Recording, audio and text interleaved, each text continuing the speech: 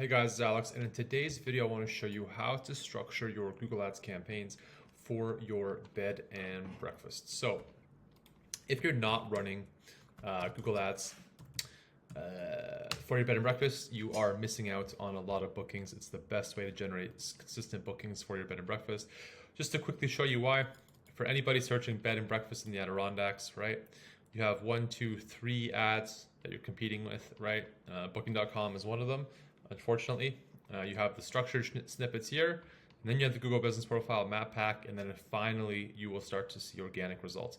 If you're not running ads, you're going to be showing up on page 3 or 4 in the best case scenario. Even if you're running your ads on, or even if your listing is posted on Airbnb, on Booking.com, you're giving up a lot of money to the OTAs, where through Google Ads, you can actually fill rooms and get bookings for a lot better cost, right? Your return on ad spend is going to be a lot better than if you just relying on Booking.com, Airbnb, TripAdvisor, stuff like that to fill rooms. So how to structure your campaigns. A lot of businesses, a lot of our clients will actually go through and have one campaign targeting every single bed and breakfast keyword in a single ad, right? So one campaign, one ad group, one ad, and they're wondering why they're spending a lot of money for very little conversions.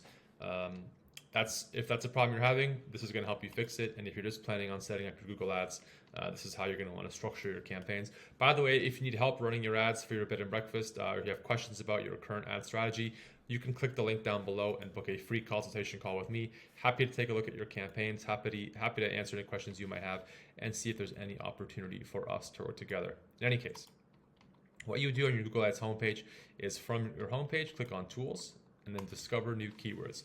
And let's say we had, let's just go with Fredericksburg, right? Fredericksburg bed and breakfast.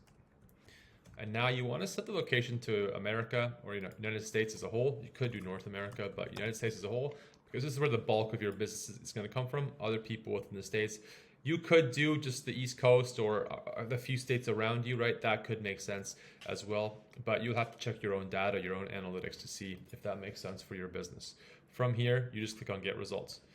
And now for this actual search in the United States, we have about 99 keywords available, right? And while you could just go through these manually, the best thing to do is just export to a Google Sheet. And this will make it incredibly easy for you to understand how to structure your campaigns. Let's just open the sheet here, right? And I'm just gonna pause this to clean up the sheet. I'll jump right back in. All right, so this is how you're gonna wanna structure your Google Ads campaigns based on the keywords here. Now, while you could add all of these to a single campaign and just run a single ad group, that is the worst way to run your campaign. You'll be wasting a lot of money. So how the ad groups are going to be structured, right, is you're just going to have a broad Fredericksburg one. So you would just have a broad campaign. And your broad campaign is going to target the broad searches. So a broad search being Fredericksburg, bed and breakfast, Fredericksburg, right? These are going to be the broad searches. If you don't have cabins, if you don't offer cabins, NA. Add that to your negative keyword list. And again, you would just keep going through, right? Broad, that's NA, unless you offer that type of rental. Broad, right? And then, I'm not sure what happened there. In any case, eventually you'll hit keywords that are a little bit more specific. Now, this is where the campaign structure comes into play, right? So you can actually even run competitor keywords. So this is a competitor. So you could actually run a competitor campaign where you just target your competitors. That's a good idea if you have a big budget, you can spend about 10% of your budget targeting your competitors so that when someone does look up Magnolia House Fredericksburg, they actually will see your ad first. And if the ad is written correctly, if the copy is good, they might click the ad. It's a very good use of a small percentage of your budget, right? And then this next one is how the ad structure comes into play.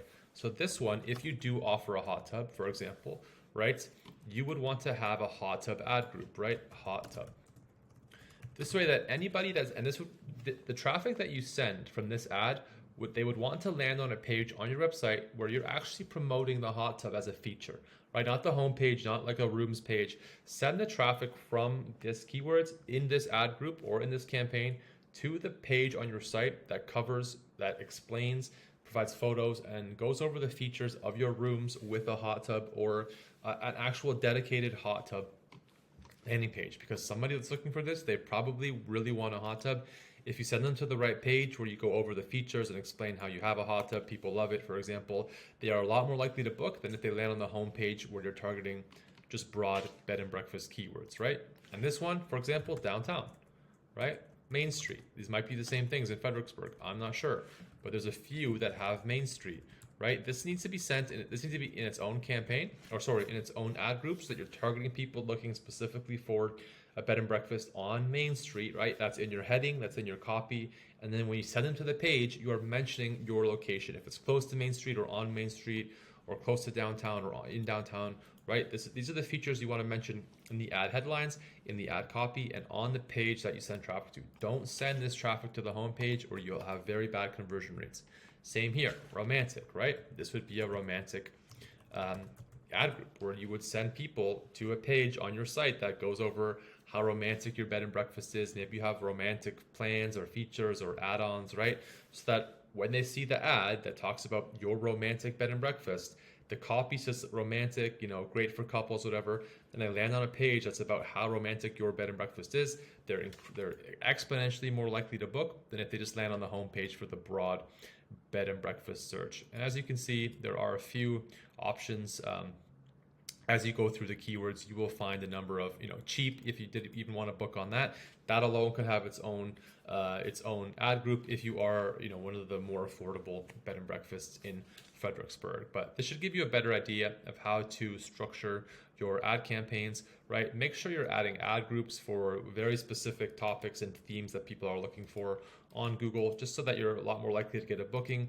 It's going to increase your conversion rate. You're going to pay less per ad click, and you're just going to be able to fill your rooms a lot more effectively than if you just run one campaign with one ad group targeting all 95 keywords. It's really that easy, you guys. If you need help with your ad campaigns, if you're having trouble with the structure, if it's not resulting in bookings, if your conversion tracking isn't working or anything like that, feel free to click the link down below. I'm happy to take a look at your campaigns. If you book a consultation call, go over everything and see if there's any opportunity for us to work together. In any case, if you made it this far, thank you for watching, and we'll see you in the next video.